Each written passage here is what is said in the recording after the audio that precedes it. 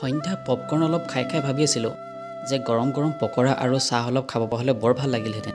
কিন্তু ওলাই যাবলৈ অলপ কিনকিনকৈ বৰষুণ দি আছিলে। ভাবিলোঁ ঘৰতে বনাওঁ। বুলি পিঁয়াজ দুটা কাটিলোঁ। পিঁয়াজ কাটিলে এইটোৰ প্ৰব্লেম আৰু চকুত ধৰি যায়।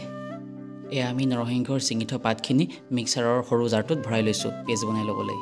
আজি অলপ বেলেগ ষ্টাইলত বনাওঁ বুলি ভাবিলোঁ। এয়া আমাৰ নৰসিংহৰ পেষ্টখিনি ৰেডি হৈ গ'ল। তাৰপাছত ছিঙি থোৱা ঢেকীয়া অলপো আছিলে, এইখিনিও এনেকৈ পেষ্ট বনাই লৈছোঁ। আগতে আকৌ এইটো ষ্টাইলত বনাই পোৱা নাছিলোঁ। এইখিনি আমি এনেকৈ মিক্স কৰি ল'লোঁ। কাটি থোৱা পিঁয়াজখিনি ওপৰত ঢালি ল'লোঁ। এতিয়া ইয়াৰ ওপৰত আমি বেচনখিনি ঢালি লৈছোঁ। আপোনালোকৰ পৰিমাণ অনুযায়ী বেচনখিনি এনেকৈ দি ল'ব পাৰে। এয়া আমি ইয়াৰ ওপৰত অকণমান নিমখ ছটিয়াই দিছোঁ, অলপ হালধি দিছোঁ, সৰুকৈ কাটি থোৱা জলকীয়া অলপো দি দিছোঁ, লগতে আধা চামুচমান বেকিং পাউডাৰো দি দিছোঁ। এয়া আমাৰ পেষ্ট ৰেডি হৈ গ'ল। এইখিনি বনাই আছোঁ এতিয়া। কেনেকুৱা হৈছে গম নাপাওঁ, খাই চালেহে গম পাম বাৰু। মোৰ ভাইটিহে বনাই থাকে বেছিকৈ, মই কেতিয়াবা মন গ'লেহে বনাওঁ। এইখিনি আমাৰ ৰেডি হৈ গ'ল। তাৰপাছত ধুনীয়াকৈ লাল চাহ একাপ বনাই লৈছোঁ।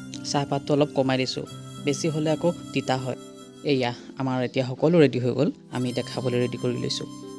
এয়া ইহঁতকেইটাই আকৌ আজি মোৰ হাতৰ পকৰা খাই চাওঁ বুলি ক'লে। মই বোলো ভালেই হ'ল দে, মোৰো খাবলৈ মন গৈয়ে আছিল। আজিলৈ ইমানেই। আকৌ লগ পাম এটা অন্য ভিডিঅ'ৰ সৈতে। বাই।